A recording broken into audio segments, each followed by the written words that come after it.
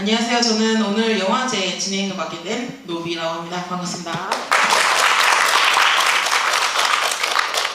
여러분들이 기다리시던 관객과의 대화의 시간이 찾아왔습니다. 오늘 장편작인 너에게 가는 길에 주연 배우님 나비님과 성소수자 부모 모임이 대표이신 하느님을 무대 위로 모셔봤는데요. 먼저 너에게 가는 길... 죄송해요. 성소수자 부모 모임 대표 하느님입니다.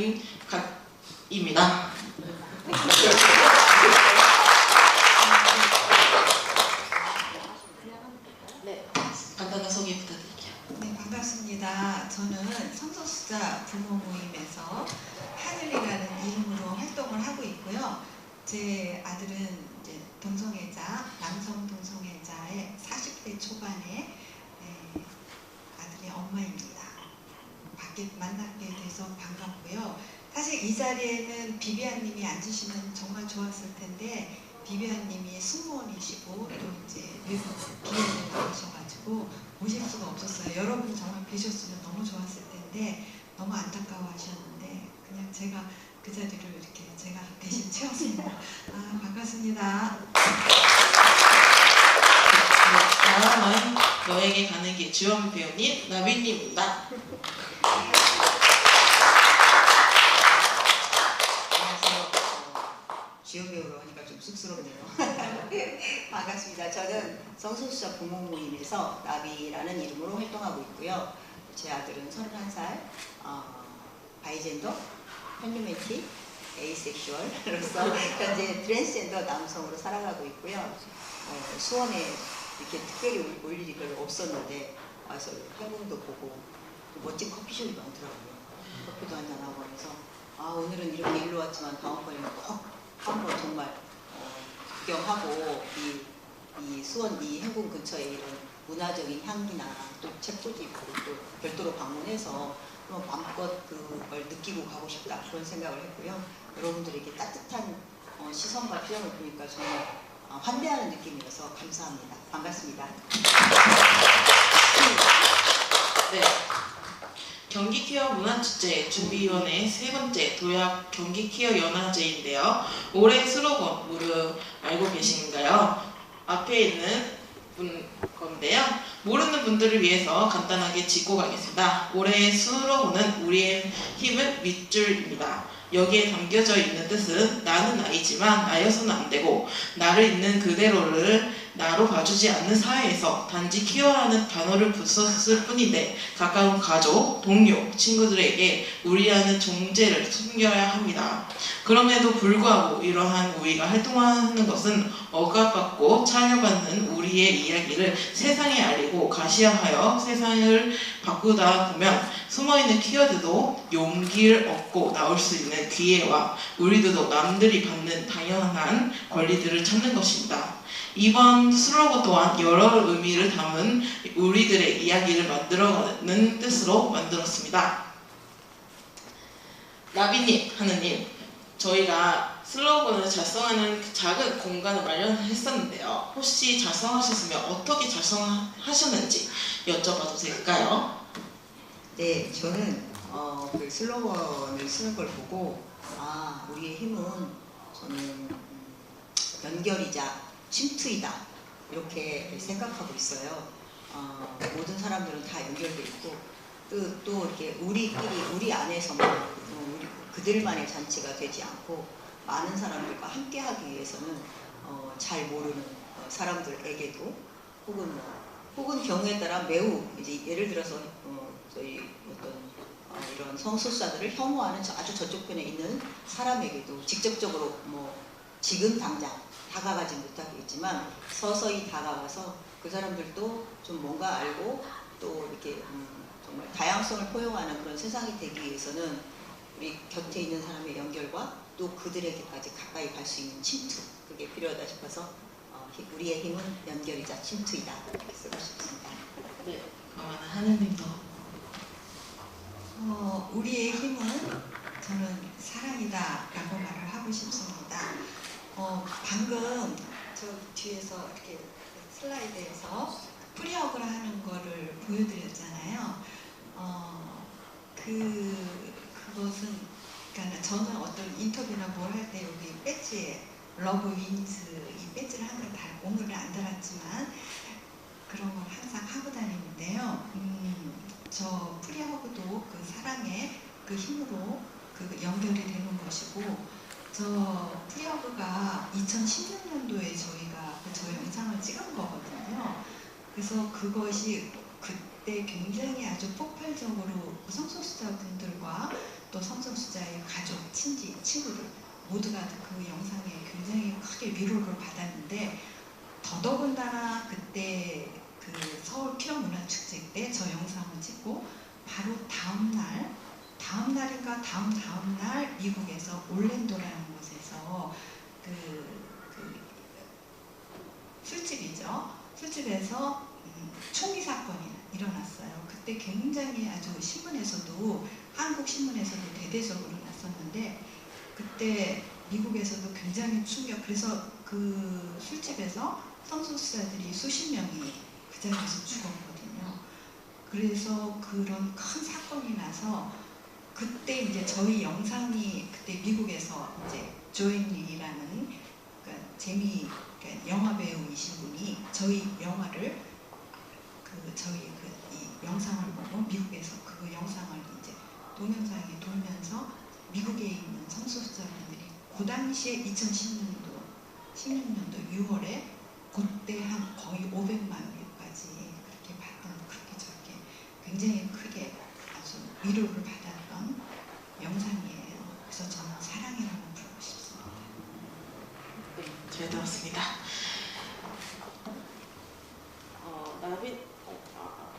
나비님, 네, 죄송합니다. 나비님과 하느님에게 질문을 한 번 더 드릴게요.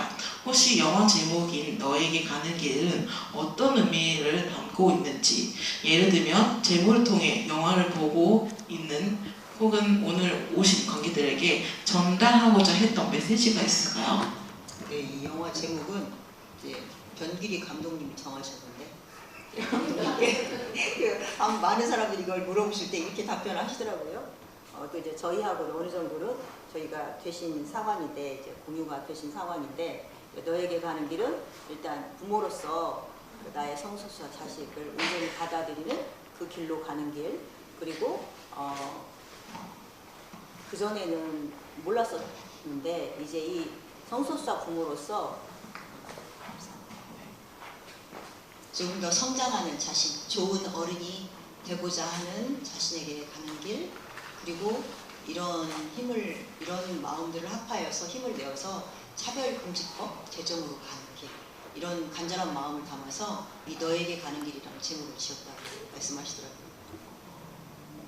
영화에 나온 장면 중에서 나비님이 일하시는 장면이 나오곤 하는데요. 실례가 안 되신다면 영화를 찍기 전에 동료분들께 커밍아웃을 하셨다면 동료분들이 어떤 반응을 하셨는지 궁금한데요. 혹시 답변 부탁드려도 될까요? 네, 모든 부모님들이 다 그러시는 건 아니지만 저 같은 경우에는 이제 저희 아이에게 커밍아웃을 받고 또 저를 성소수자 부모라는 사람이 살면서 많은 정체성이 있잖아요. 전 이제 소방관을 40년 생활했는데 소방관 그리고 뭐 엄마 그리고 어떤 뭐 단체의 구성원 이렇게 하는데 이제 추가로 성소수자 부모라는 정체성이 저에게 더해졌죠. 그래서 저희 이제 주변 친구들이나 뭐 직원들에게 다 그 얘기를 했고 이제 저희가 이제 외출을 갈 때도 저희 아이 성별정정하러 법원 갈 때도 뭔가 성별정정에 관한 것을 공적 기록에 꼭 남기고 싶었어요. 그래서 성별정정으로 자녀 신문 간다고 이렇게 적었고 또 실은 그런 걸 뭐 대부분의 직원들은 그런가 보다 이렇게 생각해요. 주변에 저런 사람도 있구나.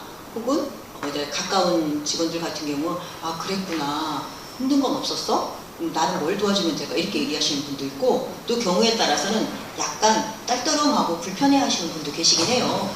저희 서장님 같은 경우에 서장님이 저희 서에서 가장 높죠. 소방 서장님 같은 경우에 이제 평소에 저를 그렇게 달갑게 생각하시진 않는데 제가 이제 제복을 입고 이런 시계 같은 걸 차고 다니면 제복이 되게 화려한 시계를 차면 눈에 뜨이잖아요.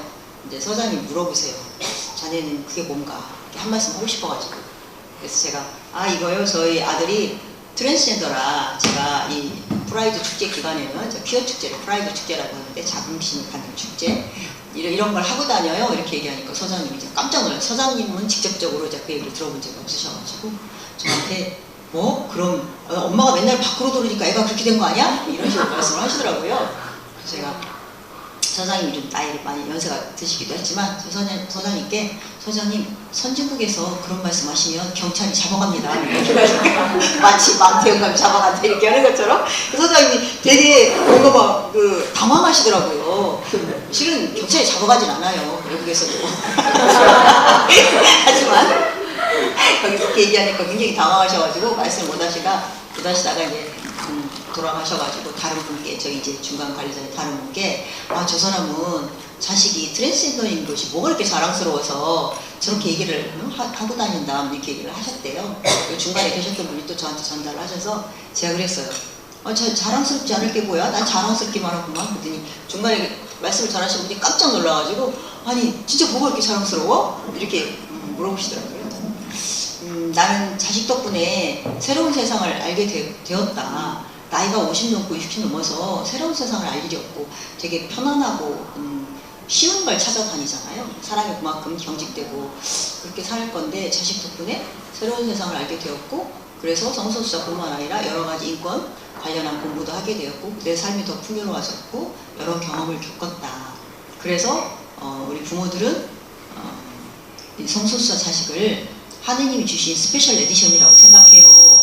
그러니까 이제 그분도 거기에 답변을 못 하셨지만 좀 놀라시긴 하더라고요. 근데 정말 성소수자 자식 덕분에 저희가 좀 인식의 폭을 넓히게 된 그런 특별한 스페셜 에디션이기도 하지만 실제로는 성소수자 자식이어서 자랑스러운 게 아니라 저희로서는 자긍심은 그거죠. 그 어려움인데도 불구하고 살아남고 같이 제 곁에 있어주고 또 많은 사람들과 함께 이런 영화를 통해서 알려내야 돼서 세상에는 정말 여러 사람들이 있다는 그런 것들을 보여주는 그런 존재인 거예요.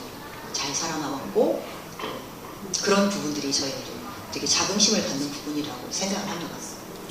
네, 잘 들었습니다. 네, 그 다음은 하느님은 성소수자 부모모임에서 많은 인권 활동을 하고 계신 걸로 알고 있습니다. 성소수자 부모 모임을 만드시게 된 계기가 궁금한데요. 어떻게 되실까요?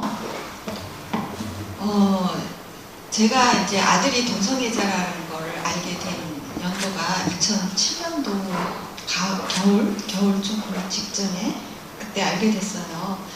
그때는 제가 지방에서 살고 있었거든요. 그런데 그 지방에서 저는 이제 곧 이제 정년퇴직도 몇 년 있으면 남편이 정년퇴직도 할 시기였었고, 그리고 거기서 굉장히 한 30년 정도를 살았으니 거기서 노후도 이제 여기 주변 사람들이랑 노후도 여기서 보내야 되겠다. 그랬는데 이제 아들이 동성애자라 알게 되니까 거기서 못 살겠더라고요. 너무나도 좋았던 저의 제2의 고향이었지만 그래서 안 되겠다. 서울로 이사를 와야 되겠다. 그래서 아이들을 지켜야 되겠다. 이런 마음으로 2010년도에 남편이 퇴직을 하자마자 서울로 이사를 옵니다. 그래서 이삿짐 다 풀고 나서 제가 그때 이제 제가 이제 동성애자 컴퓨터를 검색을 해보니 또 이제 제 아들이 게이니까 게이 인권 단체를 제가 찾아갔죠. 그러면서 이제 그곳에서 만났던 이제 제 아들이 게이는 제 아들만 봤잖아요, 실제로. 근데 거기서 우리 아들이 게이 다른 당사자분들을 만나보니 이분들 너무 좋은 거예요, 제가. 그러니까 만나고 그 다음 달 또 만나고 싶고 하다가 이제 한 3년을 이제 거기서 그분들과 같이 이제 생활을 하다가 이제 또 정말 이렇게 열심히 하실 또 어느 어머님이 계속 오셔서 만들어야 되겠다. LGBT 플러스 협작적 그거를 만들어야 되겠다. 이래가지고 정식으로 부모 모임이 이제 2014년도 2월에 만들게 되었죠. 그래서 지금까지 10년이 조금 남았습니다. 그렇다면요, 인권활동을 하시고 부모 모임에서 많은 자녀분들과 부모님들을 만나시면서 키어 용어들도 많이 아셨을 것 같아요. 혹시 기억에 남는 용어나 아직도 어려우신 용어가 있으실까요? 어려운 용어 있죠. 근데 그 어려운 용어를 막 알려고 들지도 않고 외우려고 들지도 않아요. 저는 제가 처음에 이제 아들이 동성애자라고 했을 때 제가 너무 무식했었거든요. 제 뇌 속에는요, 저뿐만이 아니라 사실은 우리 부모님들이 뇌 속에 어떤 자식이 제가 성소수자일 거야 라고 생각하는 부모는 사실 아무도 없어요. 저 역시도 뇌 속에 성소수자라는 단어가 없었거든요. 그때만 그 2007년도에도 제가 알고 있는 사람은 하리수와 홍서천밖에 없었거든요.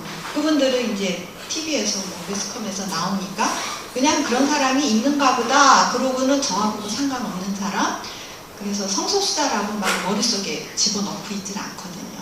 설마 내 자식이 성소수자일 거라고는 생각을 안 하거든요.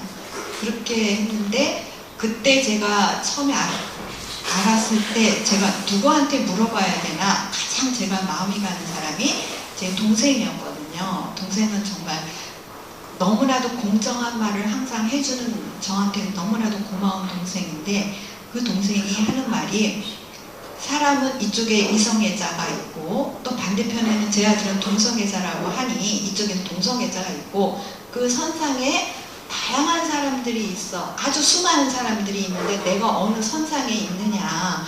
언니나 나는 이성애자인 많은 수의 부류의 집단에 있는 거고 제 아들은 동성애자인 적은 수의 사람이 여기에 있는 것뿐이야.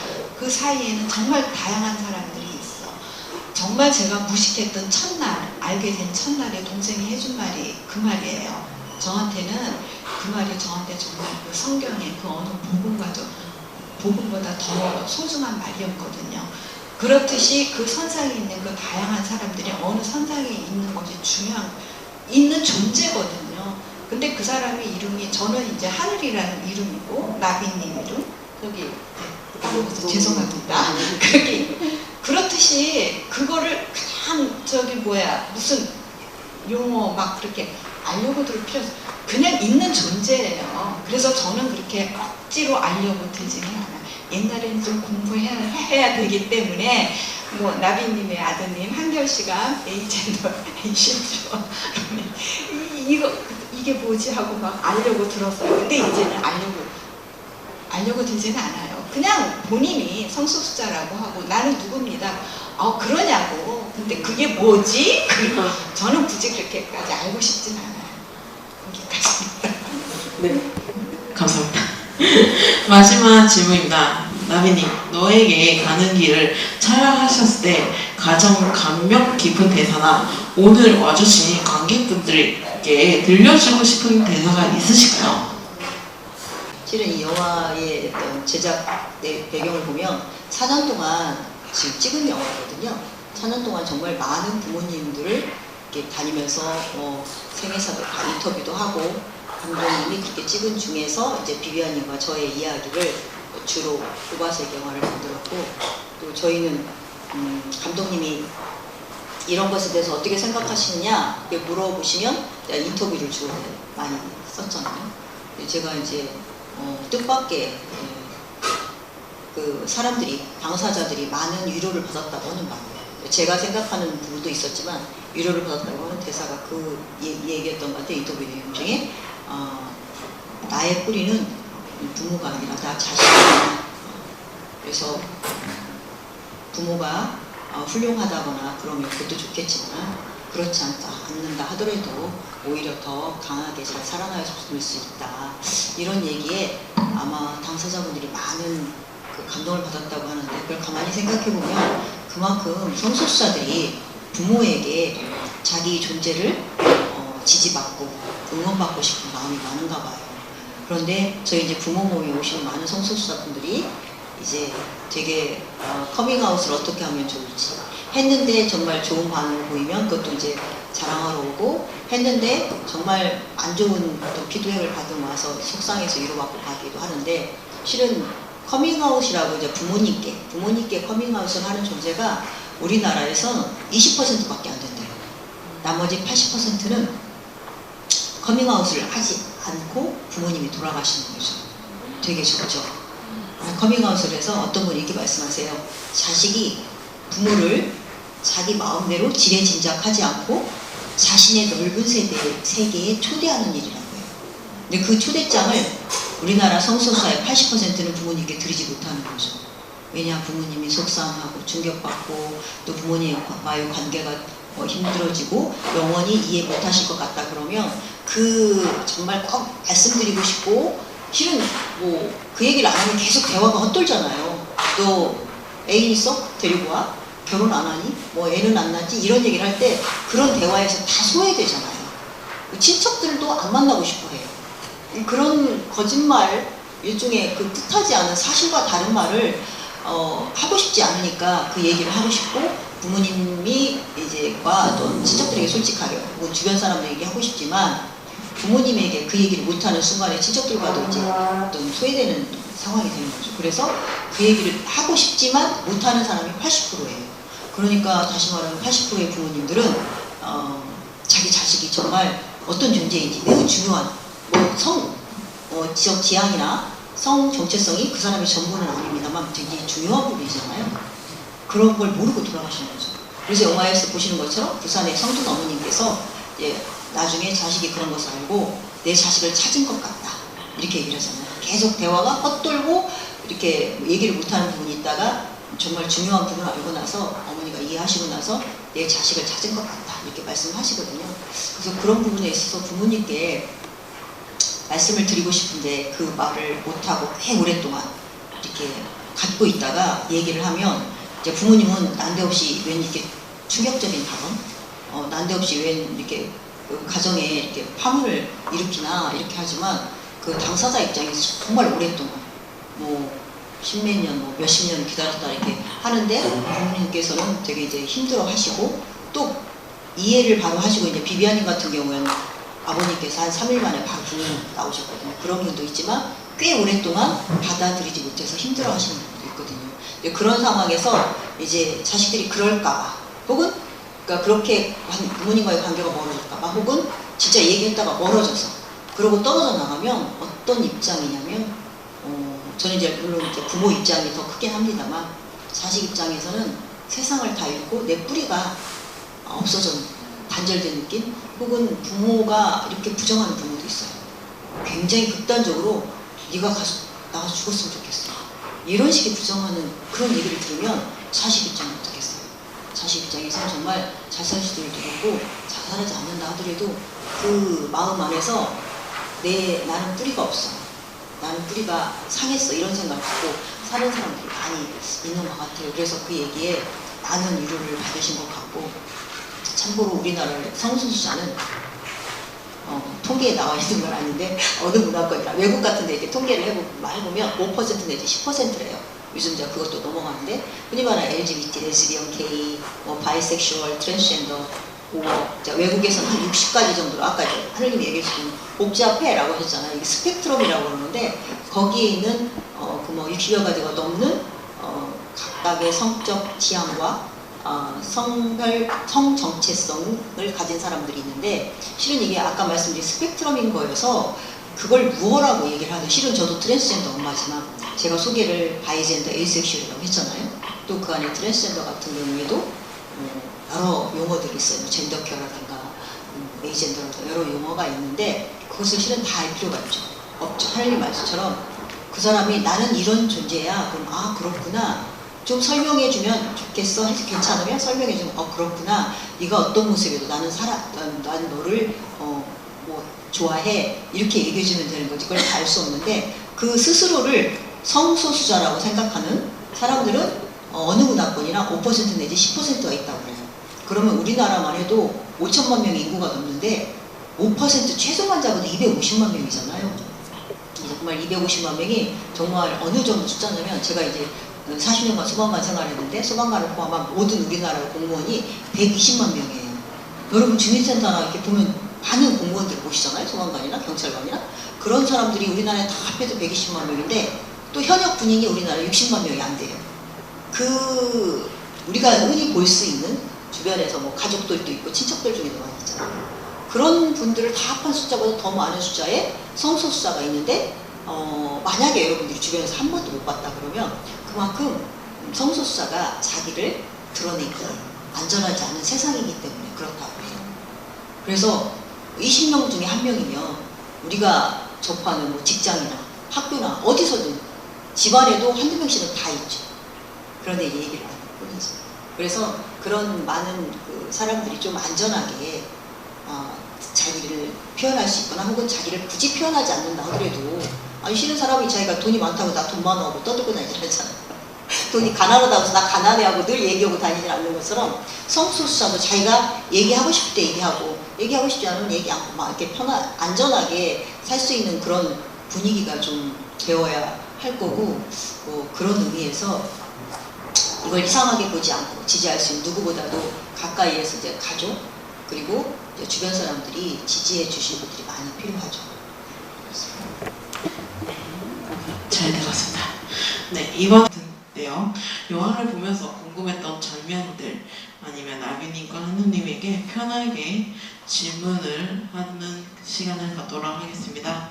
손을 들어주시면 되고요. 제가 먼저 예시를 들 겸 질문을 해볼 텐데요. 네, 사실 아까 말씀해 주시면서 얘기를 하셨는데 저 또한 레즈비언으로 성 정체화한 키워 당사자인데요. 지금 거의 성 정체화한 지는 18살 됐으니까 좀 많이 됐고 20살, 그러니까 19살쯤에 미성년자라서 엄마한테는 못 말했어요. 왜냐면 너가 아직 어려서 그런 거다. 너가 성인이 되면은 또 바뀔 수 있겠다라는 생각을 하실까봐 20살 되자마자 SNS에 전체 공개로 나는 레즈이고 난 여자친구가 있고 라는 것을 다 공개로 올렸어요. 그래서 그때 고등학교 3학년 때였는데 저희 담임 선생님과 모든 전교생이 그 SNS를 본 거죠. 그렇게 보게 돼서 저는 학교를 못 가게 됩니다. 한 일주일 동안 결석을 하게 되고 한 통의 전화가 오게 돼요.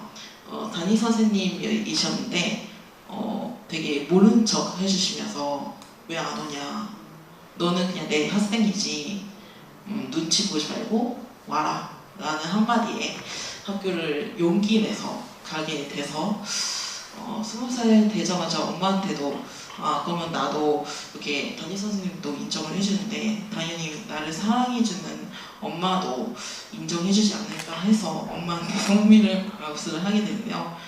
아까 말씀해주셨던 부분에 저희 엄마가 해주신 말씀인데 너 같은 딸 필요 없다, 나가서 죽어라 라는 문자에 한 통을 받게 되고 진짜 엄마한테 맞으면서 쫓겨났어요. 가방 던져서 집에서 쫓겨났는데 어쨌든 이렇게 5년이라는 세월이 지나서 저는 지금 26살이 됐고 엄마는 6년이라는 시간이 흘러서 조금씩은 이제는 받아들여서 조금 이제 여자친구가 있냐 없냐를 존재를 여쭤보고 하는데 그때 생각이 들더라고요. 나도 커밍아웃을 하고 나임을 존재하는 것을 시간이 들었는데 엄마한테는 얼마나 더 이 시간을 받아들이기 힘들었을까.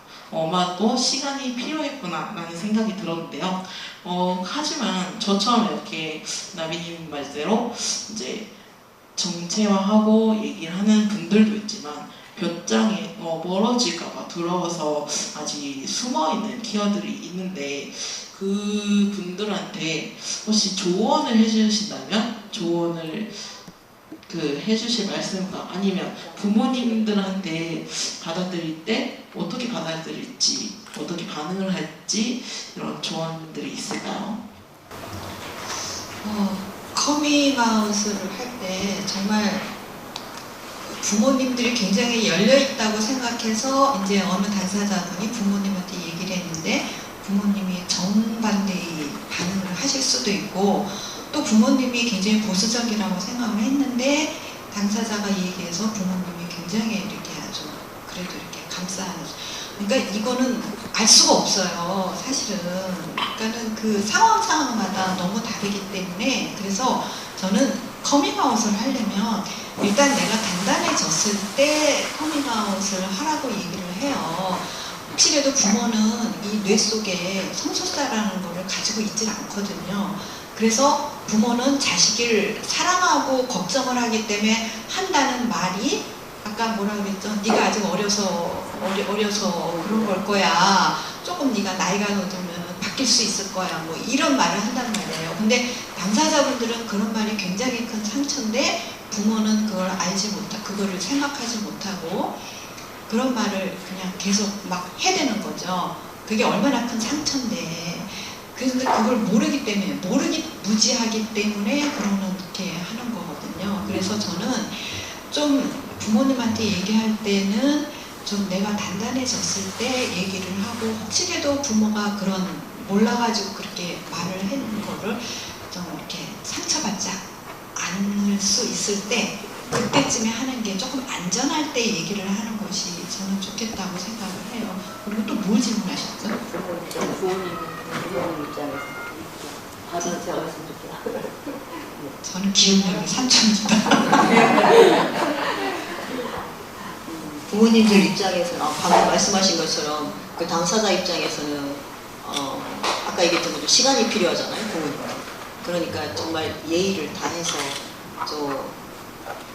저기 비비아님의 그 아드님이신 빗방울님이 쓰신 것처럼 정말 편지에다가 부모님에 대한 사랑과 신뢰를 표현하고 커밍아웃을 하는 것이 좋겠고, 그럼에도 불구하고 부모님이 싫어하시거나 반대하실 수 있어요.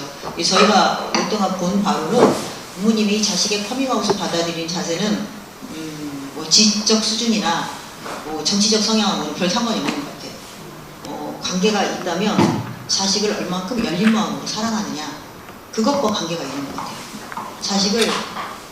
자식이 최우선이고, 자식을 사랑하기 위해서 나는 어떤 형태든 그걸 열렬하게, 그러니까 자식을 위해서 살겠다라고 생각을 하시는 분들이라면 그분이 굉장히 보수적이고, 평소에 성수자에게 혐오적인 발언을 했다 하더라도 내 자식이 그렇다 그러면 바로 자세를 바꾸세요.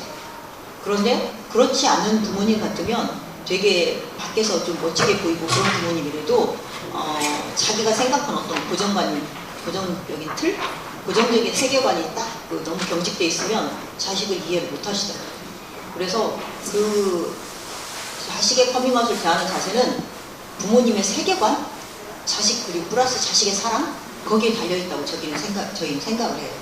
보수적인 세계관을 갖고 있고 보수적인 사고를 갖고 있다 하더라도 내 자식이 이렇다면 뭔가 이유가 있을 거야 라고 생각하신다면 본인의 세계관을 조금 더 바꾸시더라고요. 그리고 정말 너를 위해서 내가 그렇게 여태까지 혐오하고 했던 말들이 너한테 미안하다, 이런 얘기까지 하면서 바뀌시는가 하면, 그래서 부모님이 자식을 그동안 효도를 해서 이해를 하고 효도를 안 해서 이해를 안 하고 이런 건 아닌 것 같고, 그동안 부모님이 자식을 얼마나 있는 존재 그대로 받아들이는가. 예를 들어서 꼭 성정체성이나 성적 지향 말고도 만약에 부모님의 의사와 합치하지 않는 배우자를 만나거나 뭐 진로를 결정한다거나 할 때도 부모님들이 되게 반대하고 싫어하실 수 있잖아요.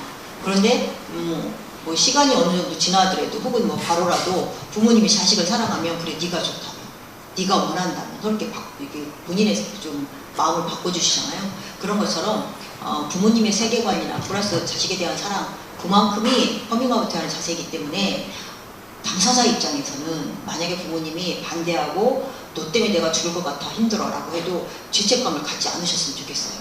그건 당사자 문제가 아니라 부모님의 문제입니다. 부모님이 어떻게 받아들이냐는 문제인 것이지, 당사자가 자기 존재가 어떤 존재라는 이유로 그렇게 부모님이 속상해 하시고 뭐 난 너 때문에 죽어버릴 거야 이렇게 한다고 실제로 부모가 죽진 않아요. 부모가 자식이 성소수자라 해서 부모가 죽는 일은 한 번도 없습니다. 하지만 부모님의 반대 때문에 자식이 죽는 일은 저희가 봤어요. 그래서 그런 부분에 있어서 죄책감 갖지 않으셨으면 좋겠고, 실은 사람들이 좀 마음을 네가 바꿔먹어 이렇게 하잖아요. 근데 여러분, 그리고 뭐 어렸을 때 아이들을 여자아이를 태권도군에서 남자아이 됐나? 혹은 뭐 남자아이한테 피아노를 가르쳐서 얘가 너무 부드러워서 게이가 됐나? 이렇게 생각하시는 분들 진짜 많이 계세요. 그런데 이건 어떻게 보면 이제 쉽게 얘기하면 타고났다?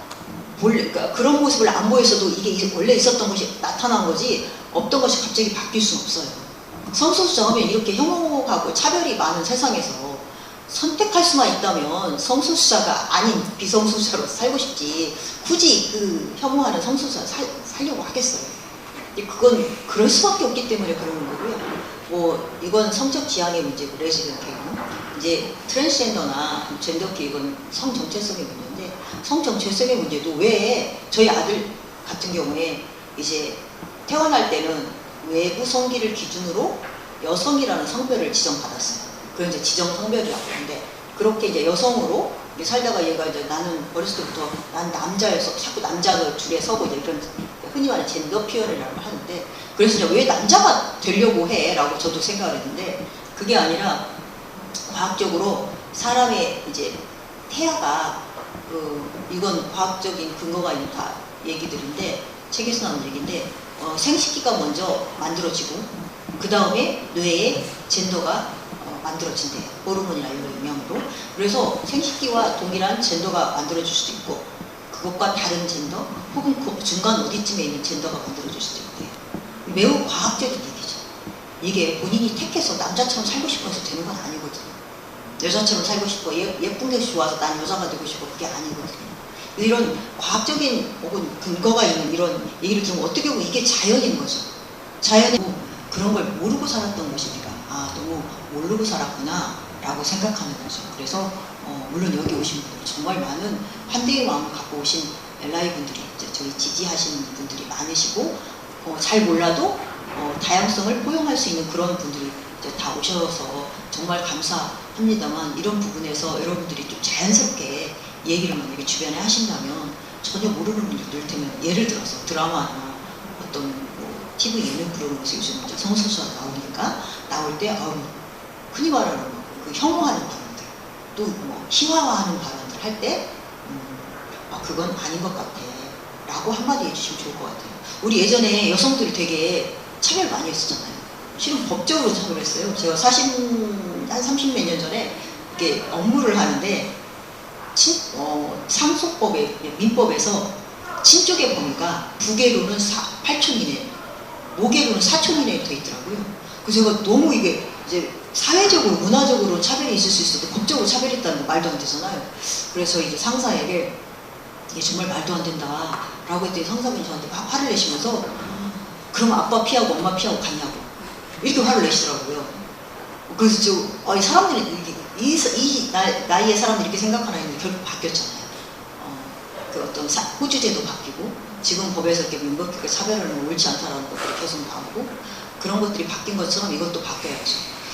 정말 안타까운 것은 어떤 부류의 사람들은 계속 그렇게 생각을 하시는 것 같아요. 그래서 이제 영화에서 나온 인천 퀴어 축제 때 제가 그 전에 저희 아이가 이런 얘기를 한 적이 있어요. 뭐 저랑 뭔 얘기를 이제 성소수자 관련 얘기하면서 엄마 나는 언제 어디서 돌에 맞아도 이상하지 않은 세상에 살고 있어. 그래서 제가 그 얘기를 깜짝 놀랐어요. 아니 왜 이렇게 과장을 할까? 이렇게 뭐 저기가 예민할까? 이렇게 생각했어요. 설마하니 성소수자라는 이유로 언제 어디서 돌을 맞겠어? 라고 생각했는데 인천 퀴어 축제 가서 제가 정말 실감했어요. 성소수자라는 이유만으로 맘 놓고 때리더라고요. 저도 정말 맞았고 옷도 찢기고 안경도 부서지고 했는데 저희가 이제 아이들 데리고 한 10시간 가까이 갇혔어요. 스크럼을 싸고 못 나가게 해서 너무 이제 오래 8시간 넘어서 화장실을 가야 되는데 아침부터 못 가게 이렇게 막고 있으니까 나가겠다고 했더니 나가는 건 마음대로 나가지만 들어오는 건 마음대로 못 들어간대요. 그래서 그런 법이 어디냐 하면서 애들이랑 데리고 이렇게 들어가는데 그때 막 때리고 옷도 찢고 그랬어요. 그래서 제가 옆에 경찰도 있는데 저기 경찰이 있는데 이게 뭐 하는 짓이냐고 이렇게 하니까 그분들이 정말 너무도 당당하게 이렇게 얘기했어요. 하느님의 법이 사람의 법보다 위에 있대요. 그렇게 얘기를 하면서 저희를 당당하게 때리더라고요. 그런 세상에서 성소수자들이 살고 있기 때문에 언제 어디서 돌이 맞아도 이상하지 않은 세상에 살고 있어라는 말을 할 수밖에 없구나 라고 생각이 들었고 그래서 이제 그때부터 이건 정말 내 자신만의 문제가 아니라 많은 사람들의 뭔가 편견과 오해와 차별의 문제구나라는 생각이 들어서 나오게 됐죠. 네, 감사합니다. 혹시 질문 해주실 분 계실까요? 아까 이제 법원 장면이 좀 나오는데 지금은 또 그때 영화 촬영했을 때랑 좀 법원의 판단 분위기나 이런 것도 좀 많이 바뀌었을 것 같아요. 이게 보니까 서울에서 할 때는 좀 기각되고 전주에서 가니까 또 기각되고 했는데 지금은 그런 이게 사회적 분위기랑 비슷한 것 같은데 정부기관에서 생각하는 그런 거에 대해서 이제 당시랑 지금이랑 어느 정도 변화가 있는지 아니면 그 정부기관의 특히 이제 법원이나 이런 데서는 어떤 식의 생각을 가지고 있는지 이런 것에 대해서도 좀 구체적으로 말씀해 주시면 좋겠습니다. 네, 제가 다 겪어본 건 아닌데 그때 당시에 저희 아이가 첫 번째 기각했던 건 이제 외부 성기를 이제 자궁 수술 다 하고 했는데 자궁 절제 수술도 하고 했는데 이제 외부 성기를 만들지 않았다는 이유로 기각을 했거든요. 근데 그게 판사마다 다 달라요. 또 이제 외부 성기를 만드는 그런 의료적인 처치가 아직은 세계적으로 안정성이 이렇게 부여되지 않았는데 어쨌든 그 외과적인 수술을 감수를 하면서까지 이 아이들이 그런 걸 하고 싶어 하는데 성별 정정을 해야 살지 이 어쨌든 남성의 이 젠더를 가지고 여성의 몸을 갖고 사는 게 자신에 대한 그 혐오감이 너무 자기 몸에 대한 혐오감이 너무 커서 힘들거든요. 그래서 이제 수술하고 했는데 법원에서는 되게 그걸 엄격하게 해석을 해서 서울에서는 기각했고 이제 제가 살고 있는 군산인데 전북 군산 법원에서 오히려 저는 이렇게 생각했어요. 서울에 사람들이 더 많으니까 더 다양한 걸 수용을 하겠지라고 생각했는데 그 정말 그 아주 옛날 대법원 얘기를 갖고 법원 얘기를 갖고 기각을 시켰고 군산에 가서는 이제 그 판사님이 영화에서처럼 그동안 그렇게 살았고 그러니까 이제 해줄 테니까 이 세상이 조금 힘든 시선을 그럼 보인다 하더라도 힘내서 사셔라 이런 얘기까지 해주셨잖아요. 그래서 그 후로 이제 판사 개개인이 판단하게 됐어요. 물론 전례에 조금 영향을 받죠. 그래서 그래도 조금씩 나아지는 건 이렇게 그러니까 성기를 완전히 드러내지 않고도 호르몬이나 이런 조치만으로도 성별 정정이 가능한 법원들이 생겼고 또 최근에 이제 그 동성애 관련해서는 이제 그 괄목할 만한 의미 있을 만한 그런 것들이 이제 동성 배우자에 대한 건강보험에서 피부양자 인정 자격을 해준 거죠. 이성 부부의 사실혼과 같이 그런 것들이 매우 의미 있는 진전이고요. 정부가 지금 굉장히 보수적인 상태이기 때문에 예전보다 훨씬 좀 뭔가 여러 가지 기조가 후퇴해 있죠. 저희 여기는 어떤지 모르겠는데 저희가 지역 같은 경우 도서관이랑 서점 같은 어떤 문화 관련한 예산 다 삭감하고 또 이런 얘기는 꺼내지도 못하고 최근에 이제 안창호 씨처럼 성소수자 혐오 발언을 하는 사람이 무려 국가인권위원회 위원장으로 취임을 하고 이렇게 되어 있습니다만 전반적인 사법계의 어떤 기조라든가 이런 부분들은 그거 좀 안창호 씨 같은 사람 우리 세대 이상한 사람 아니야? 혹은 이런 법적으로 이렇게 엄밀하게 잣대를 들이대는 데는 조금 더 평등 쪽으로 가고 있는 추세라고 저희는 생각을 하고 있어요. 세상이 뭐 이게 잠깐 멈추거나 이게 직선은 아니라도 나선형으로라도 나아가지 완전히 거꾸로 갈 수는 없는 것이니까 그렇게 알고 있습니다. 네.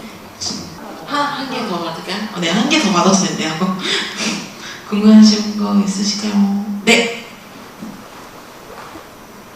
네, 이렇게 영화로만 봤던 분들 실제로 뵙게 돼서 너무 반갑습니다.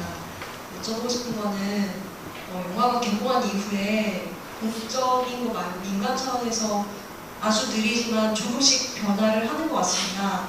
예를 들면은 예전 같으면 성소수자는 신문의 사회면 아니면 기획기사 이런 걸로 보도가 됐는데 지금은 유튜브라든지 예능 프로에서도 되게 많이 대중들에게 모습을 드러내고 있거든요. 그래서 이렇게 좀 인간 차원에서 조금씩 변하는 그런 사회를 당사자의 부모로서 어떻게 바라보고 계신지 말씀해 주시면 좋을 것 같습니다. 저희 부모 모임이 이제 2014년도 2월에 생겼고요.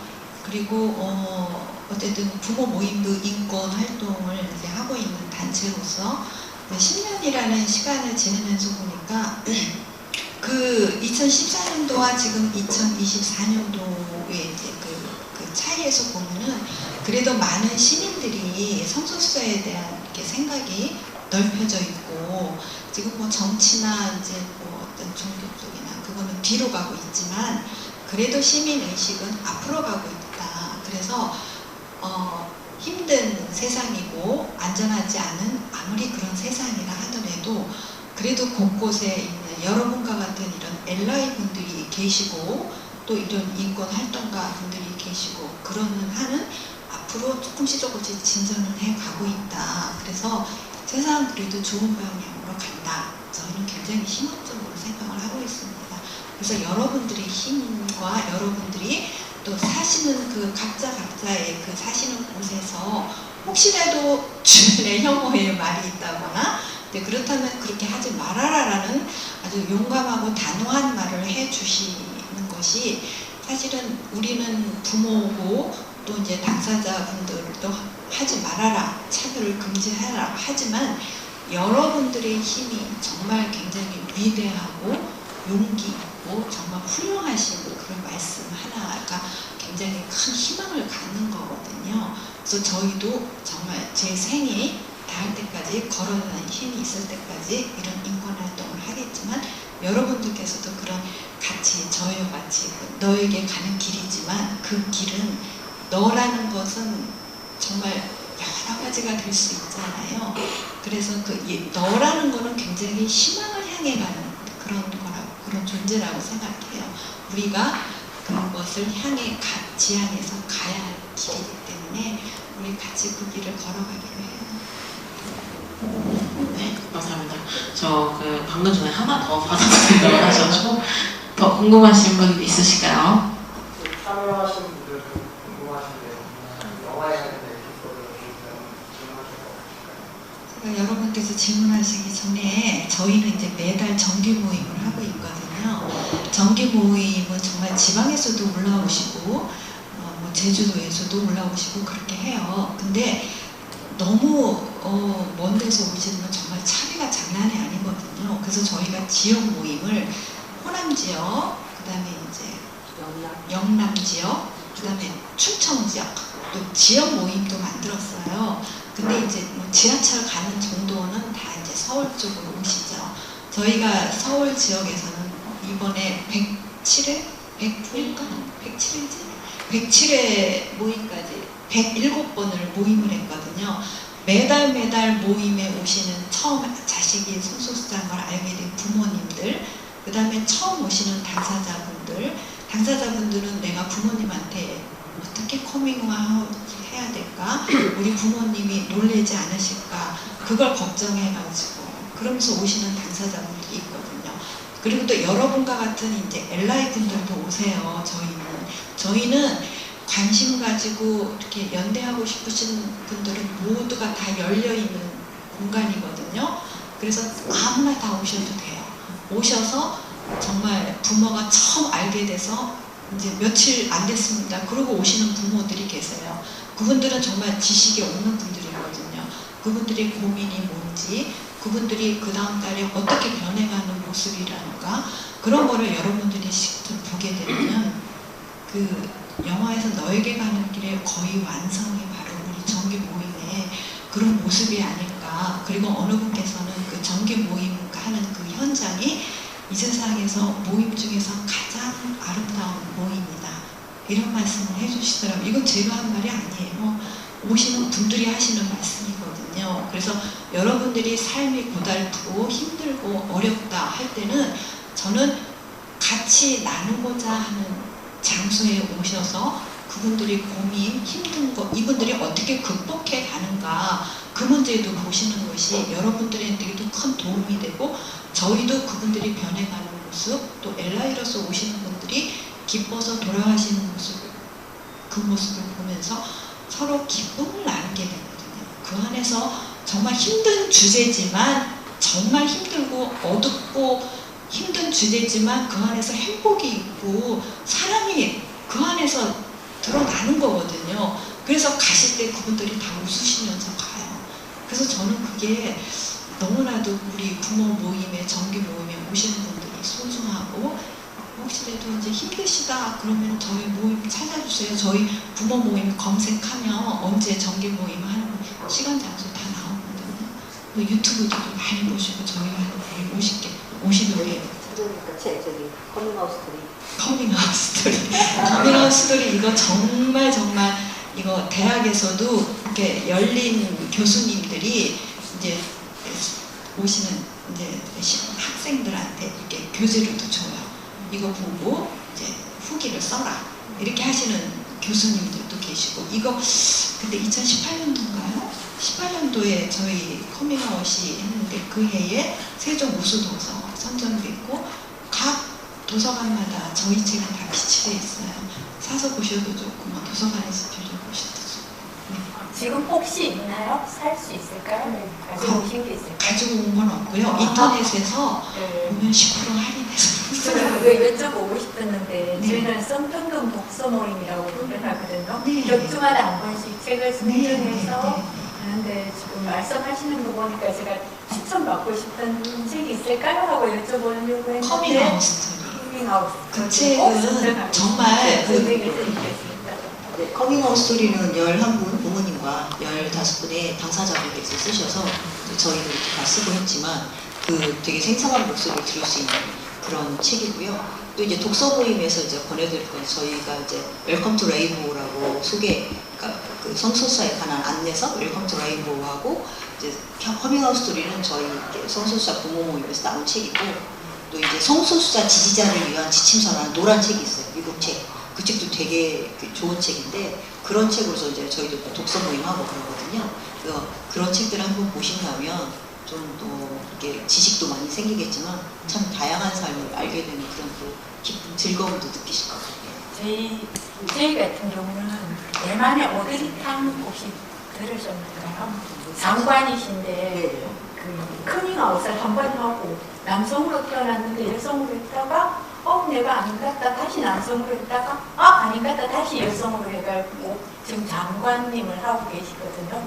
그리고 대만 같은 경우는 되게 공무원들도 성소수자가 굉장히 많으래요. 다른 나라들도 있고 이런데 우리나라는 유독 기독교 분들이 그냥 주류를 이루시는 것 같으면서 강력한 반대를 많이 하시는 것 같아요. 근데 제가 생각하기에는 뭐 이스라엘 이런 거 볼 때는 기독교나 뭐 무슨 종교 명목으로 계속 전쟁하는 거 볼 때는 그분들이 절대 훌륭해 보이진 않거든요. 그래서 정치계로 좀 이렇게 부모 모임에서나 아니면 자녀 모임에서나 좀 이렇게 나가시는 게 어떨까 이런 생각이 들어요. 국회에서도 한 적이 있었어요. 네? 국회에서 국회의원이 여기 국회 그때 뭐 영화 상영은 했는데 하지만 영화 상영 정치적인 같은 걸 하고 네. 부모님들은 나이가 너무 많으니까 이제 그 당사자들에서 많이 전개로 나갔으면 좋겠습니다. 네. 저기 또 질문. 좀 바꿨어요.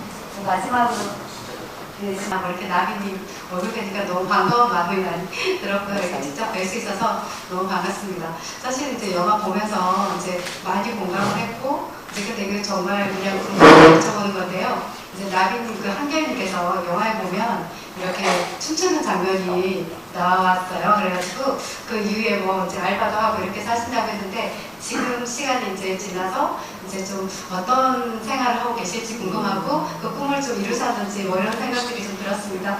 네. 감사합니다. 그래도 관심을 좀 갖고 계셔주셔서 저희 한결이는 영화 당시에 정말 되게 힘들었어요. 영화에서 제가 이제 스위스 두남사 얘기를 할 때까지는 차마 말 못했지만 어떤 상황이 될지도 모르겠고 이 영화를 통해서 이 얘기를 듣기 전에 혹시라도 이 얘기를 듣지 못하고 죽을 수도 있지 않을까? 그런 어떤 절박함이 정말 그때 되게 컸었는데 다행히 영화 나오고 많은 사람들이 정말 애정을 많이 보내주셨어요. 여러분들이 여기 계신 여러분들이 전부 다 그 애정의 n분의 1씩이신데요. 그 덕분에 많이 괜찮아졌어요. 괜찮아지고 지금 이제 좀 이 알바 혹은 이제 그 직장도 좀 다니고 있고 그때 당시에는 상상할 수 없을 만큼 힘들었는데 많은 사람들이 보이지 않는 응원이라는 게 정말 큰 힘이구나 라는 생각이 들 만큼 잘 지내고 있고 저 역시도 네, 저는 이제 수강관 생활 이제 퇴직하고 이제 레인보우 심리코칭이라고 심리상담센터 그 전부터 관심 갖고 있던 심리상담센터와 또 이제 수강인권센터 해가 만들어서 인권 관련 교육을 지금 하고 있는 상황입니다. 어쨌든 그러지 않았으면 그냥 어떻게 살았을지 모르는 인생을 이렇게 관심 갖고 많이 말씀해 주시고 응원해 주신 덕분에 잘 살고 있습니다. 감사합니다. 한결씨는 지금 직장을 굉장히 열심히 다니고 있고요. 정말 엄마하고 아들하고 정말 제가 옆에서 봐도 아주 케미가 너무너무 재미있는, 그래서 늘 부러운, 엄마가 어디 가면 이제 가까이 이제 퇴근할 때쯤 되면 엄마 보러 오고 같이 밥도 먹고 지금 너무나도 재미있게 저도 옆에서 껴가지고 같이 놀고 이제 그러고 있고요. 영화 속에서 이제 신통이라고 강아지, 예쁜 강아지 있잖아요. 그 강아지가 굉장히 노견이거든요. 근데 그 강아지가 사실은 얼마 전에 하늘나라를 갔어요. 그래서 많이 이제 나비님도 이제 정말 자식 가족이었는데 힘들어하고 이제 한결 씨도 많이 힘들어하고 이제 그랬지만 정말 많은 사랑을 받고 정말 많은 사람들의 사랑을 받고 그런 것 같아요. 네, 감사합니다. 네, 감사합니다. 이제 관계가의 대화를 슬슬 마무리 지어야 할 때가 온 것 같습니다. 다양한 이야기 그리고 성소수자에 대해 더 알아가게 되는 좋은 시간이었던 것 같습니다. 모두 즐거우셨나요? 네. 모두가 즐거웠던 키어 영화제 수원 지역을 이렇게 마무리 지어 보내겠습니다. 우리의 힘은 더욱더 커질 것이고 우리의 힘은 언젠가 이겨낼 것입니다. 우리가 더욱더 자긍심을 펼치며 우리가 우리 때 가장 멋진 게 나입니다. 이것으로 경기 키어 문화제를 마무리하도록 하겠습니다. 10월 12일 부천에서 우리 나비님과 안면이 있으신 분인데요. 드래킹 콘테스트를 함께 하셨던 그 홈그라운드 명우 형이 주연이신데요. GV에도 특별히 게스트로 모시게 되었습니다. 다양한 영화로 키어 영화제를 실시하고 있으니까요. 많은 참여 부탁드리며 이번 모든 영화제는 100% 후원금으로 이루어지고 있습니다. 많은 후원해주시면 감사하겠습니다. 정말 마지막으로 나비님, 하느님 또 마지막 인사 부탁드립니다.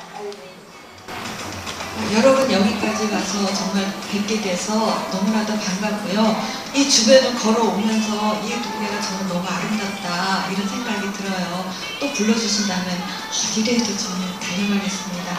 정말 뵙고요. 또 자주 뵈었으면 좋겠어요. 그리고 저희 부모 정기 모임에도 놀러 오신다면 정말 대환영을 하고 아마 그 시간은 굉장히 좋은 시간이 될 것 같고요. 우리 유튜브 많이 들어보시고 부모 모임 저희 활동하는 거 다 보실 수 있거든요. 많은 관심 가져주셨으면 감사하겠습니다. 고맙습니다. 저는 정말 많이 감사드리고요. 여러분이 이렇게 내주신 시간만큼 와주신 발걸음만큼 세상이 좀 그만큼 바뀌었을 거라고 생각해요. 덕분에 저희도 고립되지 않고 연결되어 있다는 그런 마음으로 조금 더 숨쉬기 편하게 그리고 기쁜 마음으로 살아갈 것 같습니다. 감사합니다. 네, 오늘 시간 내주신 두 분께 많은 박수 부탁드리며 오늘 진행 맡게 되어서 멋진 두 분과 함께 좋은 시간을 보낸 것 같습니다. 지금까지 진행을 맡은 우비였습니다. 감사합니다.